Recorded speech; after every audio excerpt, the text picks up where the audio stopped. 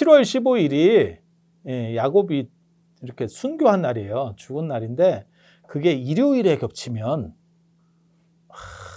기가 막힌데. 그게 주기적으로 찾아오는데 7월 15일이 일요일하고 겹치는 때가 있을 거 아니에요. 이렇게 우리 뭐 헨리에서 오듯이 이렇게 주기적으로 올 거 아니에요.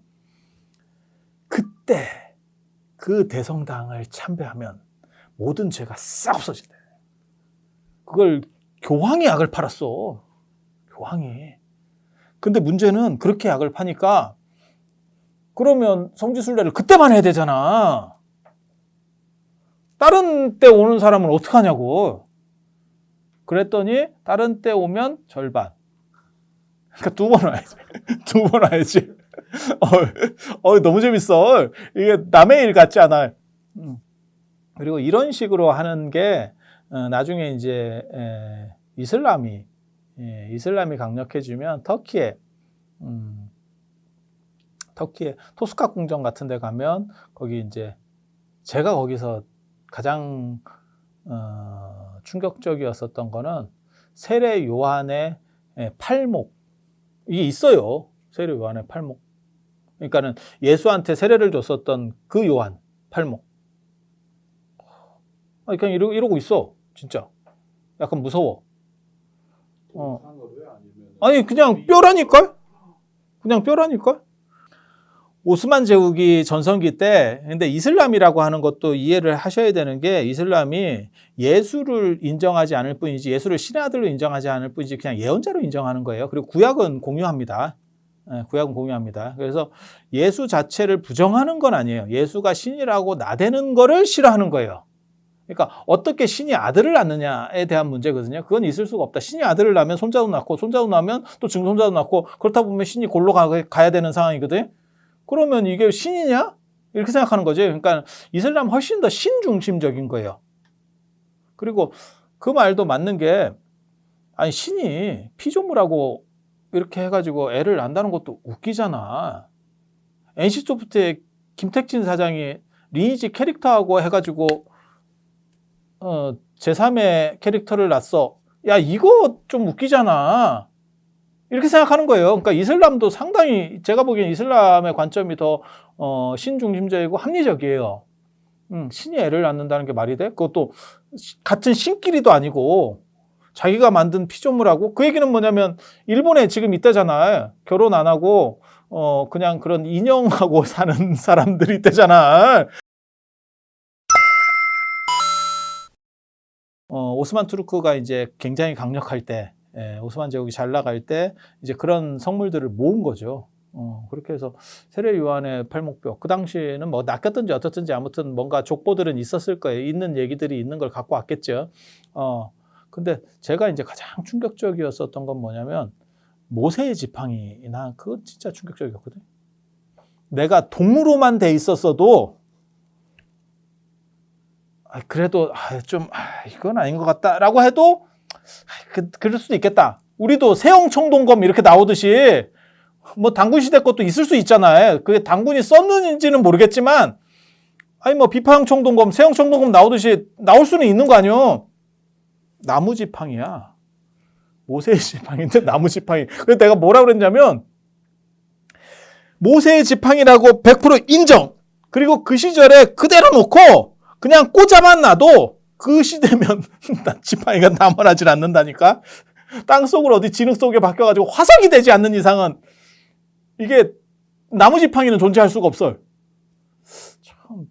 그래서 이게 성물 숭배라고 하는 것들이 사실은 어떻게 보면 구심점을 만들어내는 예전에 종교가 굉장히 중심적인 사고가 될 때는 그러한 성물들이 있으면 자기네들이 훨씬 더 신성한 사람들이고 그 다음에 자부심도 있고 그 다음에 구심점도 되고 실제로 신라가 나중에 상태가 안 좋아지니까 선정영학 때 안 좋아지니까 황룡사 구축목탑을 쌓는 거 굉장히 중요한 일이에요. 그러니까 지금 생각해 볼 때는 황룡사 구축목탑을 쌓고 그 다음에 뭐 여진이나 몽고가 쳐들어오는데 왜 팔만대장경을 만들어요? 이렇게 생각을 하거든. 그게 미친 짓이거든요. 어떻게 보면 국방 예산을 써야지 그런 데다 갖다가 꼬라 박는다는 게 제정신입니까? 하지만 국론이 결집된다라고 하는 데 있어서는 굉장히 중요한 거예요. 그게 견딜 수 있는 힘이 됩니다. 그러니까 지금하고는 사고방식이 좀 다르다라고 보셔야 돼요. 그래서 그런 성물들도 갖다 놓으면 그게 족보가 진짜 있는 건지 없는 건지를 떠나서 그냥 갖다만 놔도 그거를 사람들이 훨씬 생각하는 게 강력해집니다. 그리고 당신들은 권위가 올라가고 그래서 그런 측면들이 존재한다더라 라는 정도 생각을 하시고, 그 다음에 인도는 진짜 인도적이에요. 도마 이 성당에 갔을 때, 챈나이에 있는 이 도마 성당에 갔을 때 제가 가장 크게 놀란 거는 이 사진에 이제 나올 겁니다. 연화자 위에 예수가 서 있어. 야, 연화자 부처님하고 보살들이 이렇게 서 있는 게 연화자 아니야? 근데 인도 사람들은 자기네 방식의 존중 구조를 채택하는 거예요. 그리고 성당에 제가 밖에서 딱 봤을 때 가장 놀라웠던, 인도 그 성당이 그렇게 대단하진 않습니다. 유럽 성당들을 뭐 제가 좋은 걸 너무 많이 봐서 유럽 성당들이야 뭐 진짜 대단하죠. 그리고 저게 대항해 시대 때 건립된 성당들은 진짜 돈이 많았을 때 만든 거. 우리나라 성당은 저거는 유럽의 큰 성당들 이렇게 몇 개 보고 오면 우리나라 성당은 그냥 저거는 학고방 수준도 안 되고 어디 화장실 저 명동 성당 이런 거 보이지도 않습니다. 저런 것도 성당인가? 뭐 이런 느낌? 딱 그런 정도라고 보시면 돼요.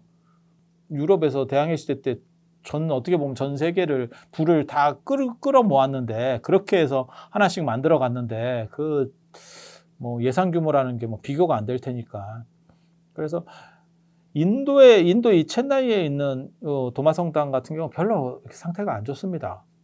그런데 전 세계 이제 12제자들 무덤 중에서 3군데가 존재한다라고, 그러니까 베드로 성당, 그 다음에, 그러니까 얘네들은 이렇게 봐요. 그러니까는 로마, 그 다음에 예루살렘, 그 다음에 요 산티아고, 요 셋이 제일 성지다 이렇게 보고, 그 다음에 그 제자들 무덤이 12명의 제자들 중에서 3개가 있는데, 그게 이제 이 산티아고, 그 다음에 베드로 성당, 그 로마, 바티칸이죠. 정확하게 말하면 바티칸, 그 다음에 여기 챈나이, 이렇게 보는 거니까. 그리고 제가 성당에 처음 갔을 때 성당 규모가 상대적으로 좀 이렇게 좀 약간 떨어진다는 거에 대해서 약간 놀랬죠. 왜냐면 전 세계적인 위상 대비 천주교는 아무리 인도의 천주교가 이렇게 좀 낮다라고 하더라도 너무 좀 허술한데. 근데 더 놀란 거는 들어가려고 이렇게 보니까 인도 사람들이 다 신발 벗고 들어가 있더라. 그러니까 신발이 다 벗어져 있어. 그러니까 걔네는 존중 구조가 맨발로 들어가는 게 존중 구조니까, 그러니까 걔네 방식으로서 이해하는 어떻게 보면 천주교죠. 그리고 좌대에 저것만 있는 게 아니고 연꽃만 있는 게 아니고 연화자만 있는 게 아니고 공작이 2마리 있어요. 그래 이제 공작이라고 하는 거는 인도의 국조입니다. 우리는 뭐 공작을 그렇게 대단하게 안 보지만 이게 공작이 이렇게 수컷이 이렇게 꼬리를 쫙 펴고 하면 멋지거든. 그래서 인도에서는 공작을 굉장히 귀하게 보고, 그래서 공작 2마리가 밑에 딱 받치고 그 다음에 연화자에 있는데, 우리는 연화자에 있으면 연꽃 핀 자리에 이렇게 있으면 2종류가 있거든요. 불교에서는 보통 부처님이 이렇게 그냥 앉아 계시거나 편하게 앉아 계시거나, 안 그러면 보살님들이 서 있거나, 딱 뭐 이런 구조잖아요. 근데 여기는 매달려 있죠. 십자가니까. 대롱대롱 매달려 있다는 이미지하고, 그 다음에 연화자의 편안한 이미지하고 이게 좀 언밸런스한 거예요. 근데 뭐 인도 사람들은 자기네 방식으로 그걸 재해석해내는 거니까. 사실 이런 부분은 불교에도 존재해요. 그래서 동아시아로 넘어오면서 부처님이 살이 많이 쪘죠. 부처님이 살이 찌는 이유가 2가지 때문에 그렇거든요. 중국에서 중국도 언제나 살찐 사람만 좋아하는 건 아니에요. 유목문화가 내려왔을 때는 날씬한 사람 좋아하고요. 말 타는 사람들 문화에서는 지금 우리가 날씬한 사람 좋아하는 게 사실은 유목문화 때문에 그렇습니다. 그리고 농경문화에서는 살찐 사람을 좋아하고, 살이 안 찌니까 우리 같이 이렇게 큰 옷 입어가지고 크게 보이려고 하는 거고, 이제 문화가 달라요. 그래서 양귀비 같은 경우가 약간 이렇게 굉장히 피둥피둥한 스타일이잖아. 그게 이제 풍만하다. 그래서 모란꽃이, 당나라를 대표하는 꽃이 모란이 풍성하거든요, 이게. 모란 아시죠? 6월. 6월.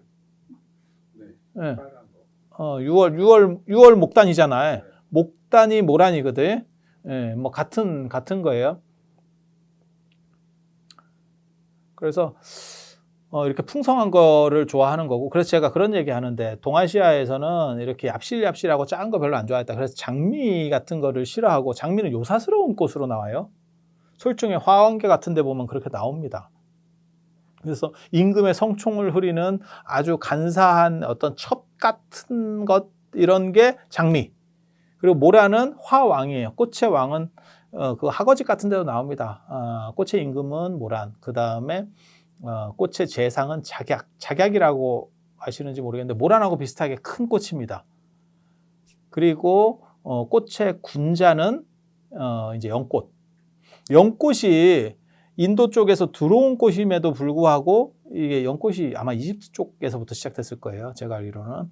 그 더운 지역 꽃인데 그게 인도에서 불교를 타고 들어와서 지금과 같이 동아시아에서 미감을 사로잡은 이유 중에 하나가 뭐냐면 떡대입니다. 연꽃이 모란보다 크거든. 그러니까 풍성한 미감이 작동할 때는 연꽃 이상, 모란이 아무리 해도 안 돼. 그리고 또 하나 좋아하는 꽃이 국화가 있어요.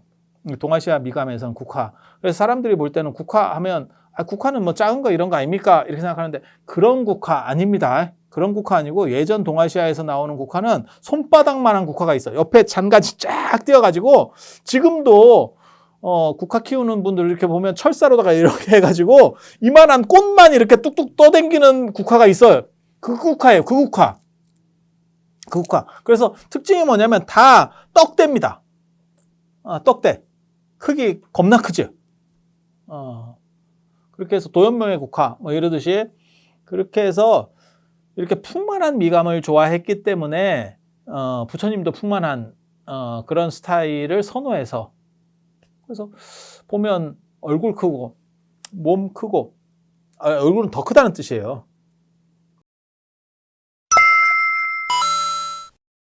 그래서 제가 그런 얘기 하잖아요. 인도에 가보면 인도는 이제 존중 문화에 뭐가 있냐면 맨발이라고 하는 게 있어요. 그러니까 이제 사원들이라든지 안 그러면 좀 성스러운 데 갈 때는 전부 신발 벗고 양말 벗고 이러고 들어가거든요. 근데 양말까지는 인정을 해주는 부분도 있고 그래도 신발을 다 벗어야 되고 그러면 이제 가면 또 신발 훔쳐가니까 또 누구 해가지고 신발 맡겨놓고 뭐 이렇게 가거든요. 근데 우리 같은 경우는 어떻게 되냐면 그래서 정확하게 말하면 맨발까지 그러니까 양발까지 다 벗으라고 하는 게 걔네 룰이고 우리 같은 경우는 절에 들어갈 때 양말을 벗고 들어가면 뭐라도 신고 가야 되고 그래서 덮버선이라도 갖고 가서 여름에는 그 앞에서라도 신죠. 그러니까 여기서 얘기하려는 건 뭐냐면 꼭 어떤 룰이 공통으로 일관되게 흐른다가 아니고 자기네들이 존중하는 구조로 재해석한다. 그리고 그런 것들은 문화권이 정확하게 있는 곳에서 나타나는 현상들이에요. 문화권이 없으면 그러니까 예를 들어서 뭐 남미라든지 아프리카라든지 이렇게 그 선주 문화들이 약했던 부분들은 외래 문화가 강력한 게 그다음에 고등한 게 들어가면 그냥 하이패스처럼 그걸로 그냥 전체 판이 깔려버립니다. 그런데 기층 문화가 어느 정도 이상 작동하고 있는 고등 문화권들에는 새로운 게 들어가도 그것을 변형시켜요. 마치 햄버거가 들어왔을 때 우리가 불고기 버거를 만들어내듯이 그렇게 가는 거예요. 그래서 얘네는 얘네 존중 방식으로 기독교도 다루고 있다더라. 그리고 불교는 뭐 당연히 얘네가 원조니까 당연히 그렇게 하는 거고 그렇게 해서 어떻게 보면 동인도 회사 저는 네덜란드라고 하는 나라를 진짜 대단하게 보거든요. 가장 좀 덜 떨어진 게 영국과 중국이다라고 보고 개인적으로는 특히 중국을 좀 많이 떨어지게 보고 이유는 저 정도 떡대에 저 정도밖에 못했다 라고 하는 거는 별 볼 일이 없는 거고 네덜란드는 진짜 거지 같은 조건을 가지고 있고 국토도 다 잠기고 침수, 잠실이지 잠실. 잠실을 가지고 있고 그런데도 전 세계를 한번 들었다 놨었다 했었던 그게 무역과 금융업. 그게 동인도 회사 가지고 하는 거고 원래 뭐 네덜란드는 스페인 또 영역이었었죠. 그래서 그런 부분들을 생각해 보면 진짜 그리고 그러한 걔네들이 이렇게 크게 한번 떨치고 일어나는 대항해 시대 때 어떤 거점들을 만들기 위해서 인도에 있었던 그러한 이야기들을 이렇게 현재화시켰다고 할까? 드러냈다고 할까? 그렇게 해서 지금까지 남아있는 게 이 인도의 도마무덤. 그리고 여기를 관통하는 건 뭐냐면 전부 뼈숭배구나. 그리고 그 뼈숭배랑 관련해서 여러분이 기억하셔야 될 거는 불교의 사리도 내가 그 뼈숭배의 일환이다. 그러니까 옛날 사람들은 전부 다 뼈숭배랑 관련된 생각들을 하고 있었구나. 그게 왜 그러냐면 인간의 본질은 무엇인가라는 생각에서 인간에게서 가장 단단하고 가장 본질적인 것 그냥 이렇게 쪼개서 찾는다고 생각하시면 돼요. 그러면 살이나 근육보다는 뼈구나 이렇게 생각을 하는 거예요. 뼈 중에서 인간의 신체 기관 중에서 제일 단단한 데가 어딜까요? 뼈보다 더 단단한 데 있잖아. 치아죠, 치아. 그래서 치아 숭배가 있는 거고. 그래서 불교에도 치살이라고 하는 개념이 있죠. 근데 이게 치살이라고 하는 것들이 조금 애매하기 때문에 왜냐하면 이게 더 단단한 건 100%죠. 뼈보다 단단하다는 건 누구든지 알잖아요.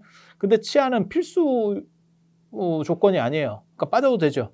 나이 먹으면 빠져도 되고 우리도 원래 없었던 거고 우리가 태어났을 때 이게 없었던 거고 생긴 거고 나중에 이거 간치하잖아요.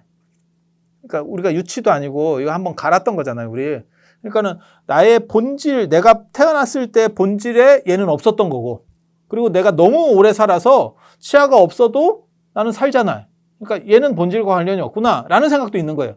그러니까 단단하니까 이거는 최고야라는 관점이 존재하는 거고, 그게 치사리 개념이고, 하지만 그럼에도 불구하고 이것은 본질이 아니야라는 생각도 있는 거예요. 그러면 그 다음에 단단한 뼈가 어느 뼈일까요?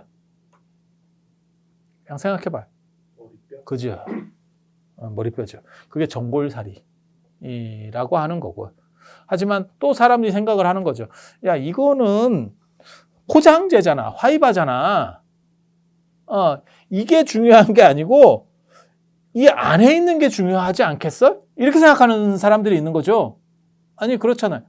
이게 되게 재밌어요. 인간의 뼈 구조를 보면 중요한 데는 다 뭔가 이렇게 보관 장치들이 다 있거든요. 이 신체가. 그러니까 장기가 중요하니까 이 장기에다가 이렇게 보관해 놨잖아요. 이렇게 갈비뼈가 있잖아요. 근데 여기는 그렇게까지 중요한 건 아니야. 왜? 그러면 이렇게 전체 차단해서 막아놨겠지. 여기는 듬성듬성 있잖아요. 조금 이렇게 날로 먹었잖아요. 그 얘기는 그렇게까지 안 중요했던 거야.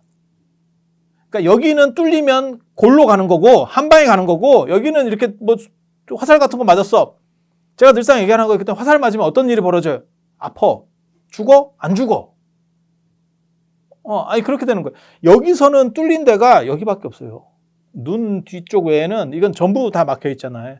그리고 여기에 뭐가 엄청나게 중요한 게 있다는 거는 단순히 이게 충격으로부터도 보호해야 되고 외부 이렇게 충돌로부터도 보호해야 되고 또 한 가지는 뭐냐 온도로부터 보호해야 돼요. 그러니까 머리카락 같은 걸 이렇게 씌워놨잖아요. 그렇게 해서 추운 지역 사람들은 보통 직모에 검은 머리 그렇게 딱 붙어서 보온을 시키는 거고 더운 지역 같은 경우는 이게 이제 스프링으로 해가지고 이렇게 모시메리처럼 이렇게 해서 여기 공기층을 만들어내는 거죠. 그게 아프리카 토인들 생각하시면 되죠. 흑인들 이렇게 보시면 진짜 곱슬이거든요. 걔네 이렇게. 그래서 여기는 온도로부터도 보호해야 되고 충격으로부터 보호해야 되고 그 다음에 이렇게 뚫리는 걸로부터 보호해야 되는 뭔가 굉장히 중요한 게 있구나 라고 알 수 있죠. 그냥 생각해봐도 그렇지 않을까? 그렇게 해서 이게 중요한 게 아니고 이 안쪽이 중요한갑다. 그게 뇌살이. 그래서 통도사 정멸보응에는 정골살이 이 두개골이 모셔져 있고 그 다음에 오대산 중대에는 뇌사리가 모셔져 있어요. 그 뇌사리 이야기를 누가 뺏겨갔냐면 저 설악산 봉정암에서 뺏겨가지고 거기 뭐 불레보탑 뭐 이렇게 하는데 원래 원조가 여기입니다. 원래 원조가 여기입니다. 저 족부 있는 거 아닙니까? 저쪽 족부. 저쪽은 족부가 없어.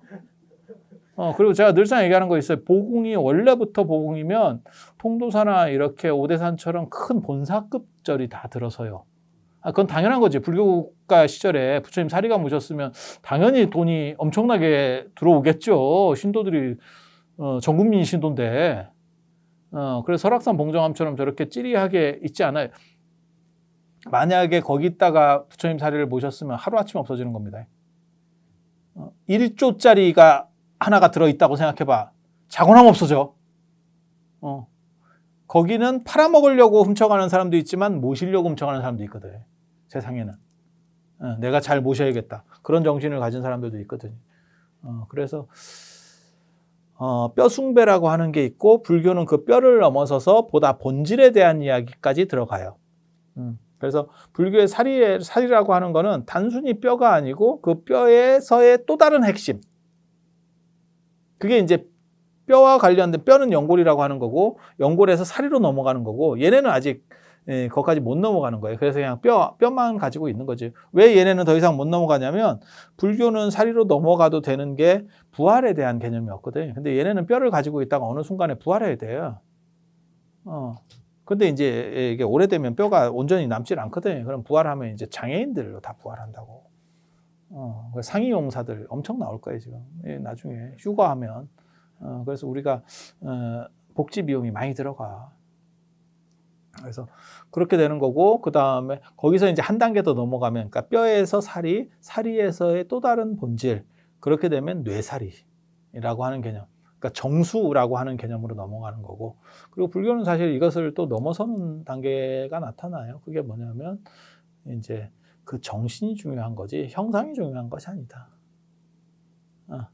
그게 이제 법신사리. 네 마음이 중요한 거지 형체가 중요한 것이. 그러니까 반야사상에서부터 나타나는 거거든. 그래서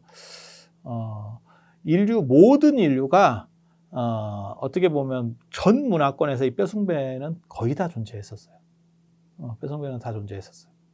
그리고 얘네는 아직도 그 뼛속에 갇혀 있는 거고 불교는 거기서 사리에서 그 다음에 뇌사리까지 이렇게 나올 정도로 뭔가 이렇게 발전해서 넘어가고 있는 거고, 그리고 얘네의 어떻게 보면 3대 성지, 그러니까 3+1이에요.